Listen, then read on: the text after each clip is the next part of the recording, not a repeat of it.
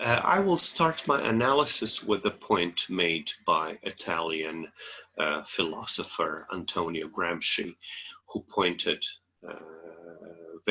in my view, very accurately that ideology determines the position of subject in society. So the more ideology determines your position in certain society, that means that we're talking about more or less stable society where citizen or subject, he or she knows exactly and has determined position.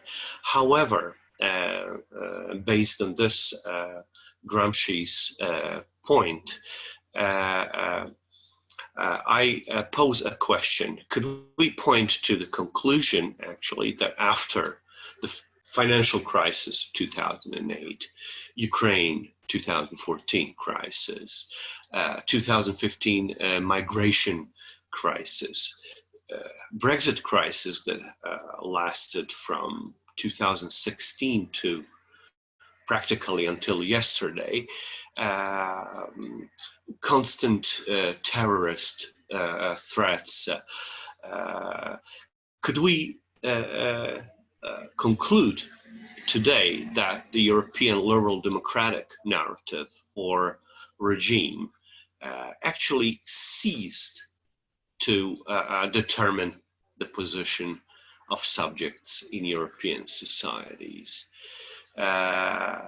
Could we conclude that it has collapsed and created dangerous empty space, dangerous ideological empty space or void?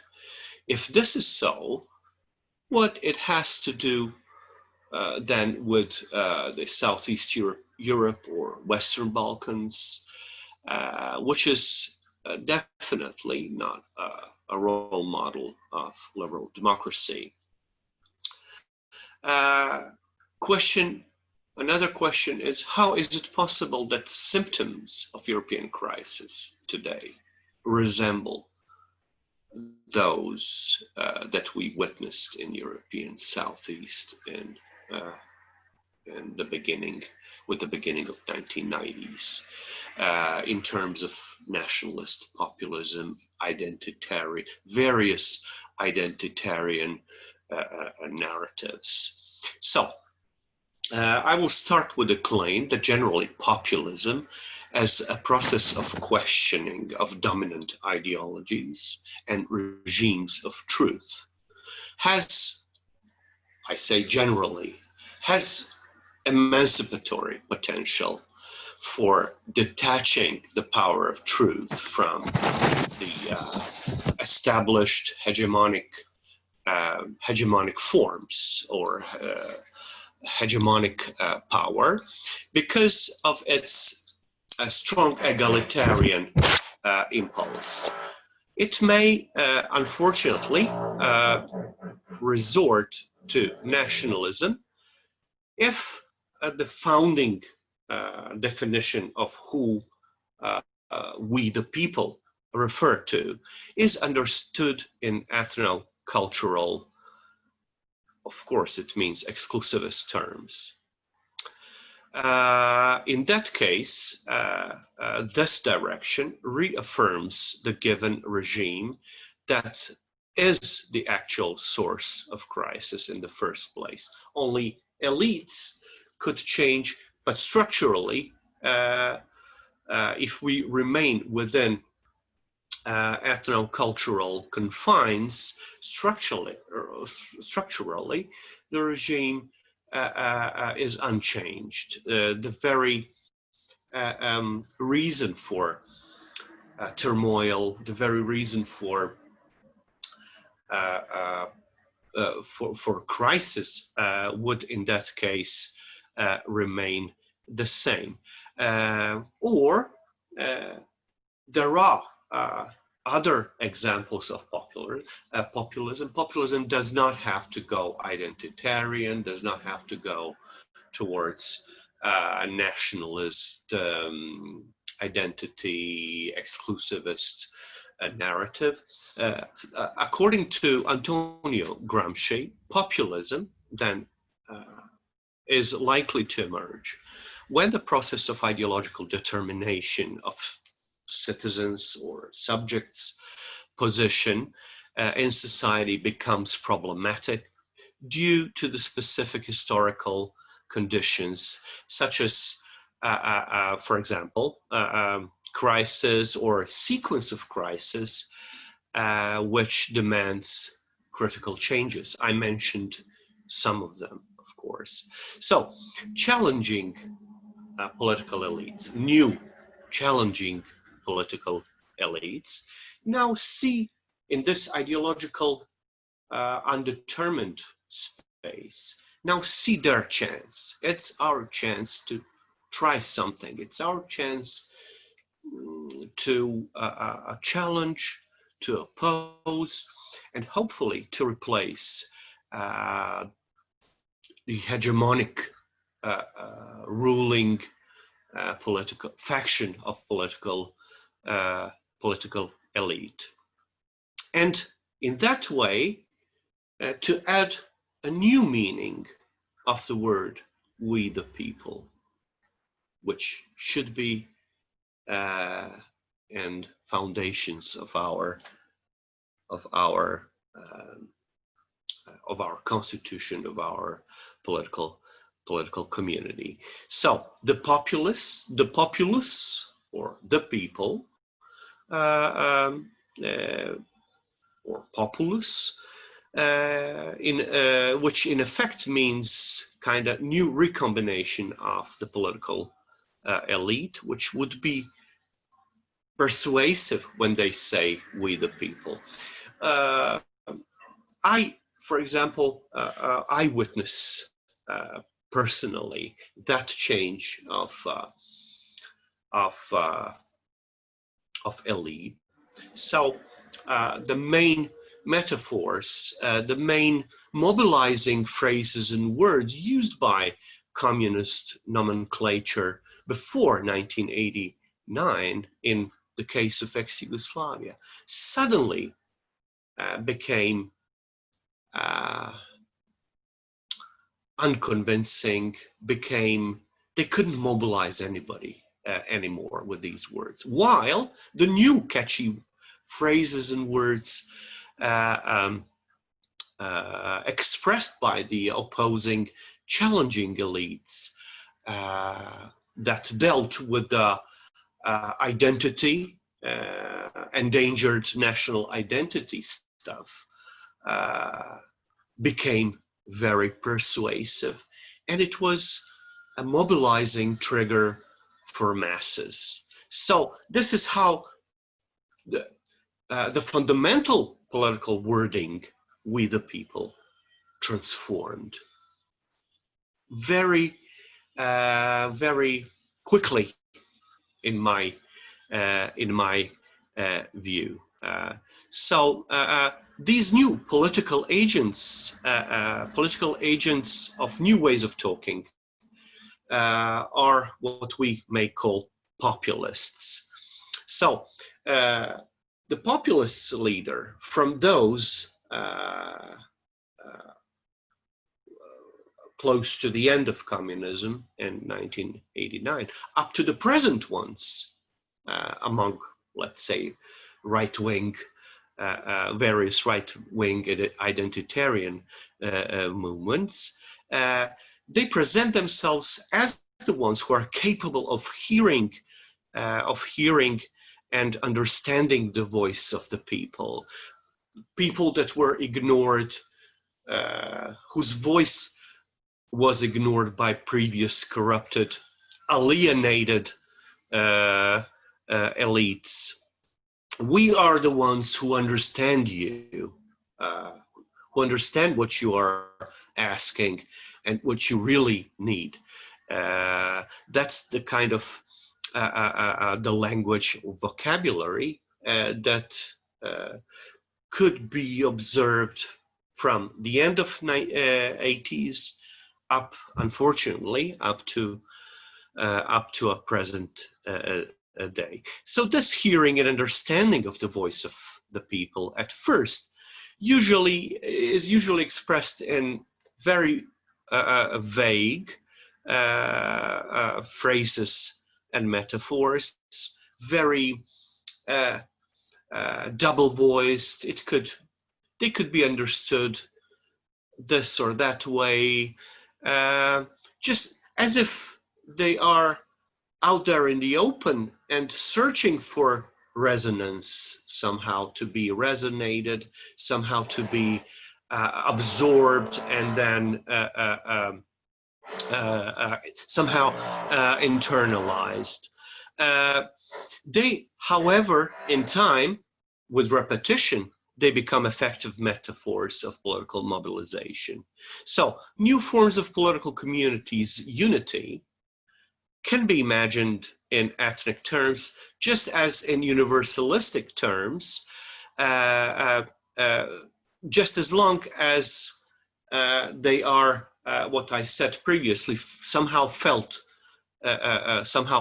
reality, that we somehow feel that when they utter, we the people, that's the real thing. That's they, you know, this is something you can hear for example, a lot of people say for Trump, he might be this or that, but you know, he really feels what people, he really speaks what people really think, or things like that. That's the way how usually you know, populist leaders could be interpreted. So the current rise of the right-wing populism throughout Europe, as I hinted previously, bears striking resemblance to the rise of the extreme ethnic nationalism in ex-Yugoslavia at the end of 1980s. That started as populist quest for exactly hearing and understanding the people. The extremely, in my lecture, I refer to extremely potent, in my view, a slogan of Slobodan Milošević in 1987, 2 years before Continental Revolution. He says, no one, to gathered people, surrounded by police, in a very, in Kosovo, which was at that time very, as it is today, unfortunately, very politically troubled area. He said, no one will beat you. No one is allowed to beat you. Phrase which was accidentally said in a very specific context. If we view it in isolation, you know, the wording is meaningless. What does it mean? No one should beat you or something. But if we, you know, read it contextually and further, what happened further is that it has been repeated numerously, many times in media controlled by him or party fora controlled by him. It became a very powerful instrument of challenging elite on their way to power.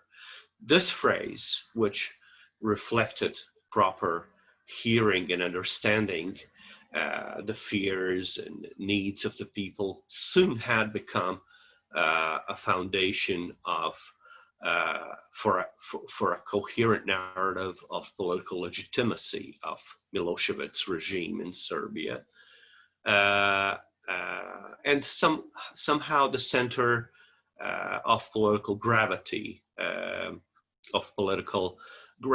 around which the production of new people, new populists, had been initiated and have lasted, unfortunately, until the very present day.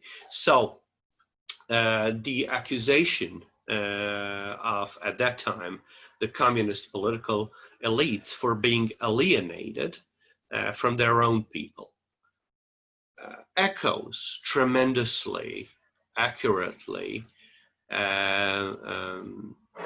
today's accusation of right-wing movement of their corrupted liberal democratic elites for being alienated from ceasing to hear what their people really need.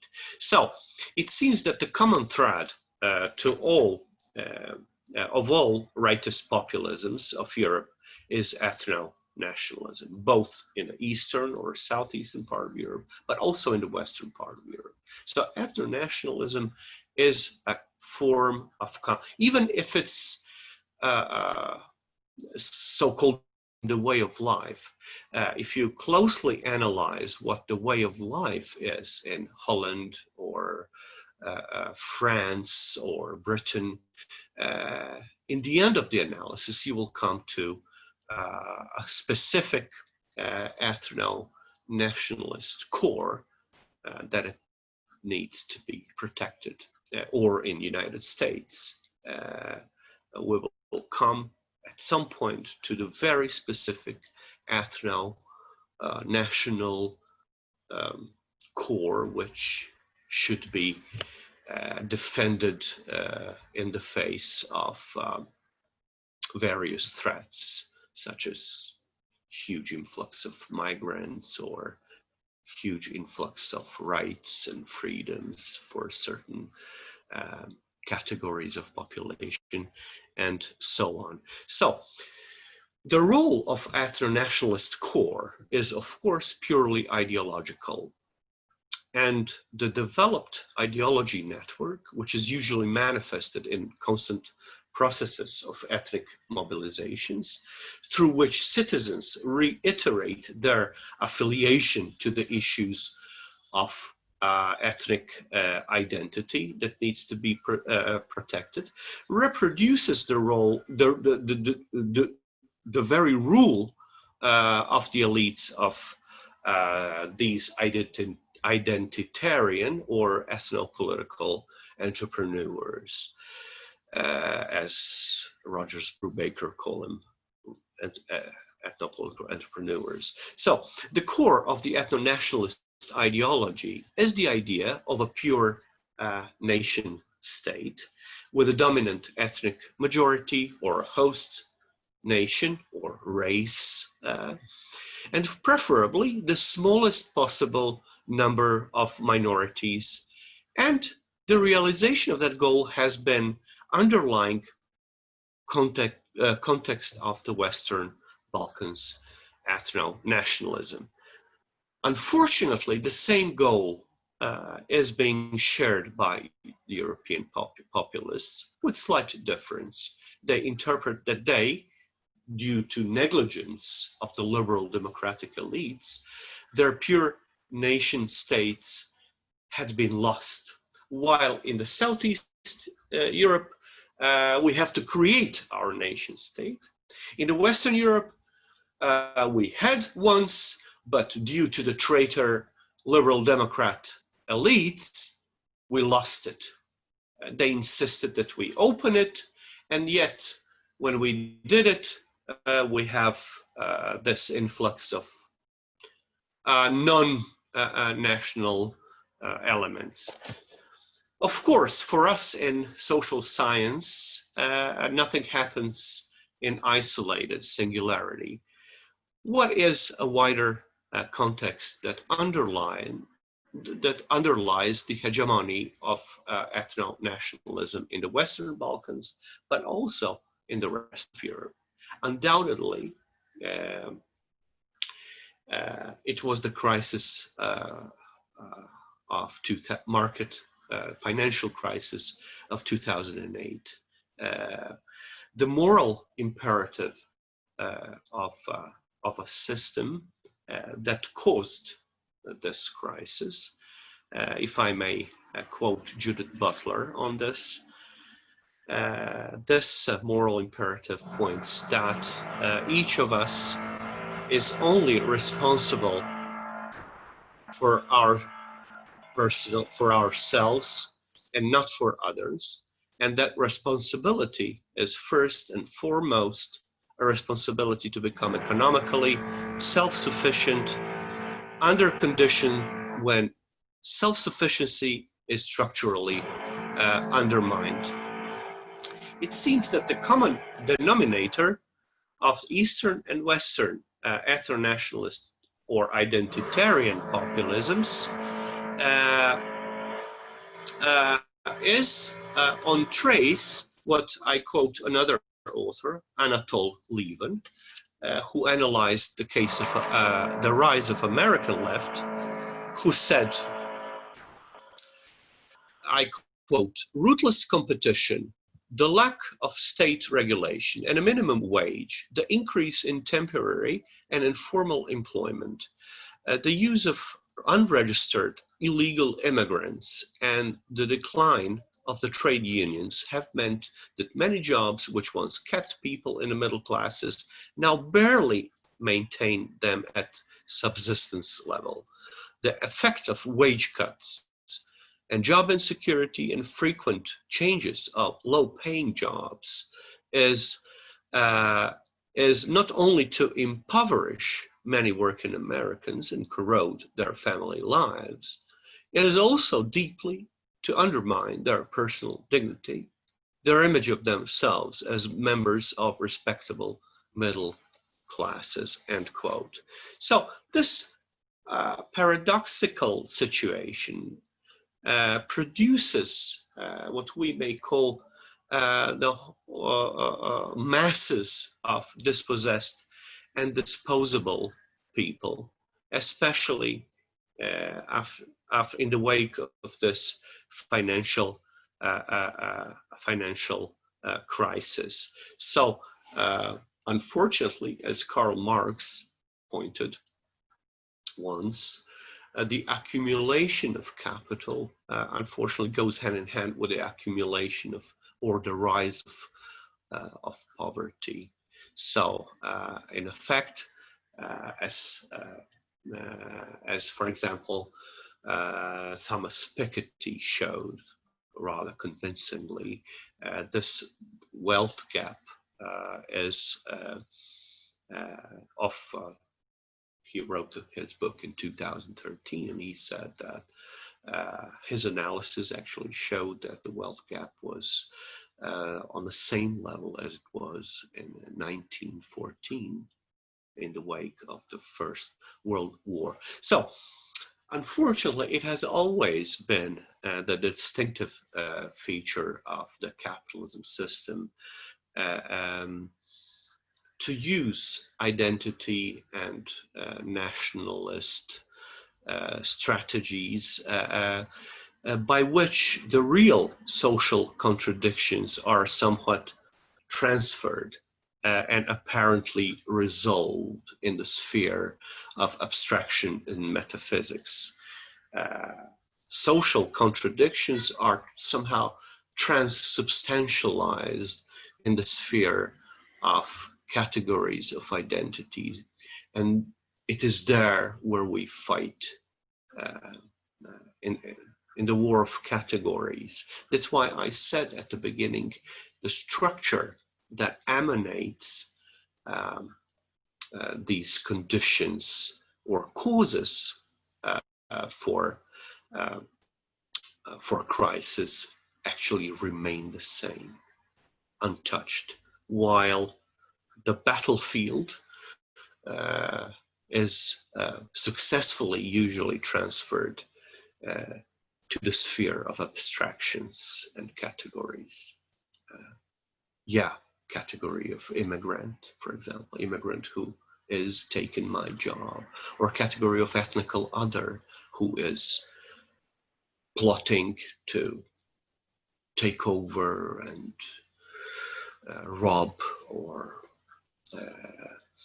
deny my identity and existence and things like that. So unfortunately, the system that produces and maintains or reproduces the oppression, this gap, enormous gap in wealth, and enormous social inequalities through its developed network of ideological, as Althusser would say, ideological state apparatuses, for example, media, redirects the focus of the struggle or attention of the public, redirects it towards metaphysics, towards identitarian categories. Therefore, identity is seen and perceived as a battle of political struggle. So, yeah, in such situation, there are, of course, two political answers. One of cultural injustice, which is actually identitarian, and another of structural injustice. First is, as I say, reactionary, consisting mainly in conservative rightist withdrawal into a nationalist shell, in the safe embrace of our nation's culture, religion, family values, our nation's state borders that we need to protect with barbed wire if necessary. So this this strategy of contraction, in my view, can only be some kind of temporary relief. Yes, it successfully but temporarily transfers social conflict into this metaphysical sphere of conflict between the abstract categories of ethnicity, nation, race, gender, for example. In fact, its identitarian turn reveals that, as one author says, culture developed political resonance since it has been used as a marker of selective inclusion and exclusion by states organizing access to power.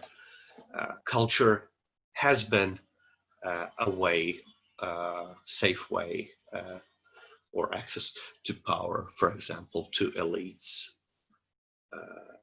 in ex-Yugoslavia at the end of 80s. The second answer, which I refer to as structural, must be proactive, inclusivist.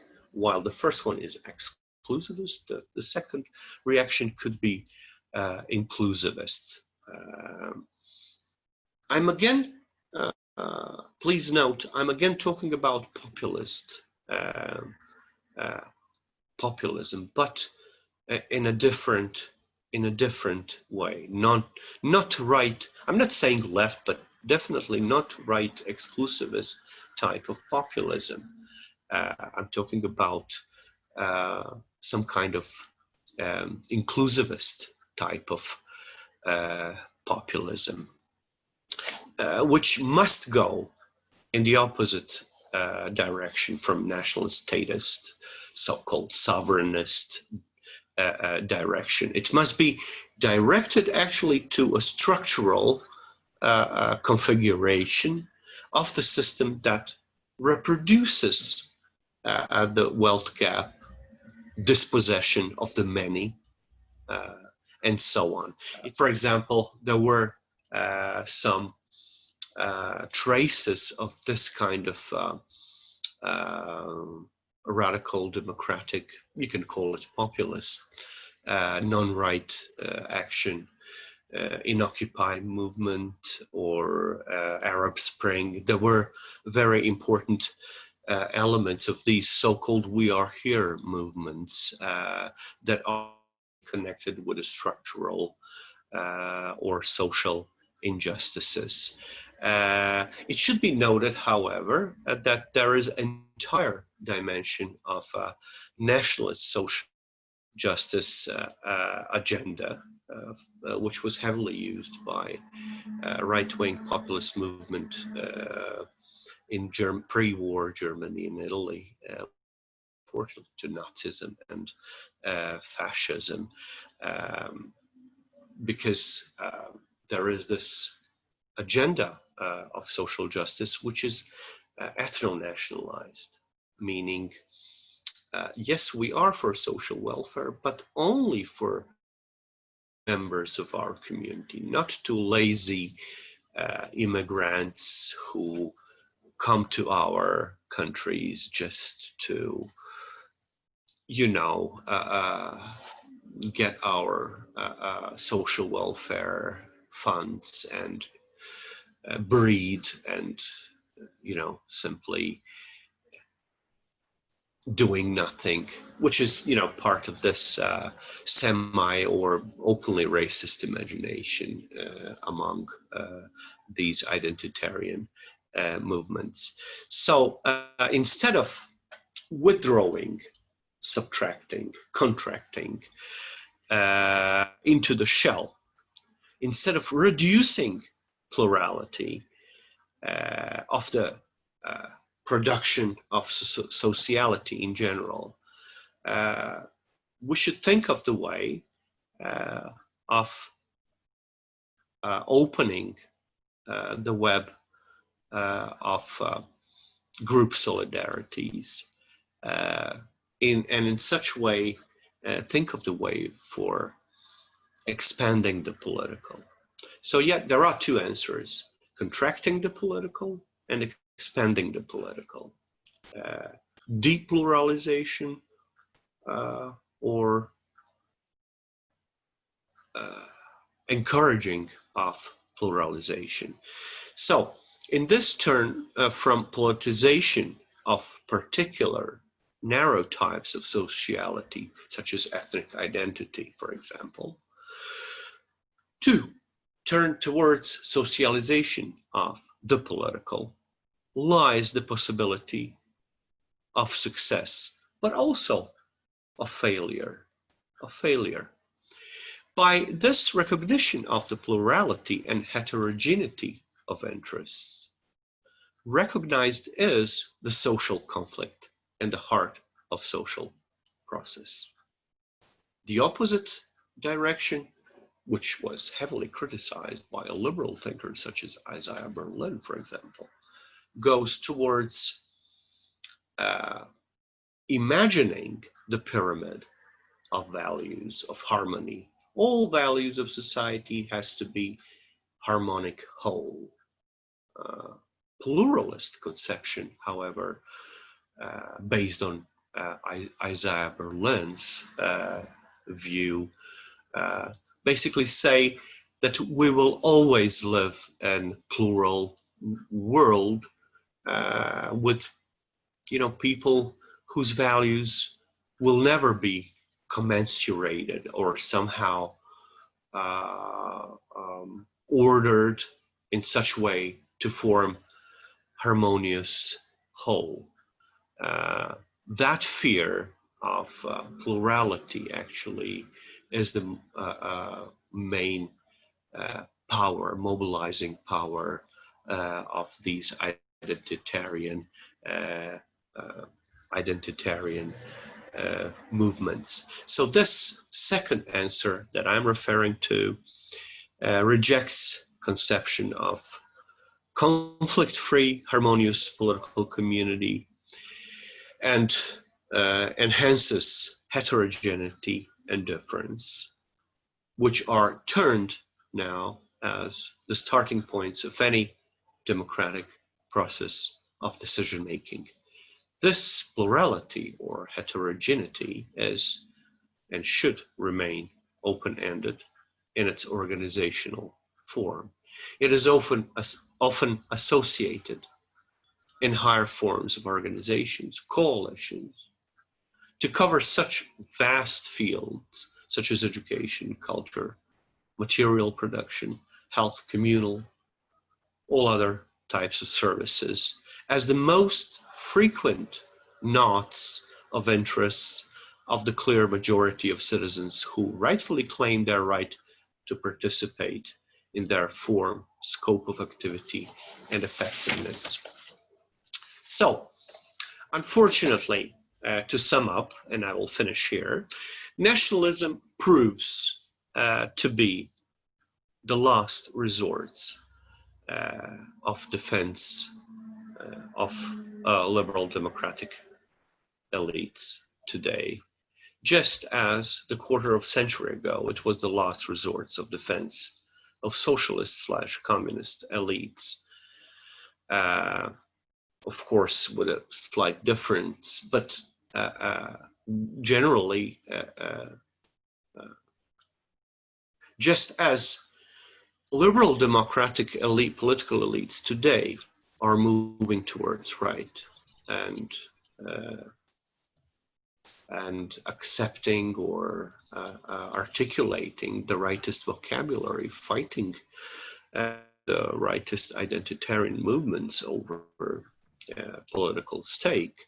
The similar process happened 30 years ago in Southeast Europe when communist socialist elites, most of them actually, turn towards the rightist vocabulary, identitarian vocabulary, and in that way perpetuated their stay on power. Unfortunately, very similar process is ongoing today.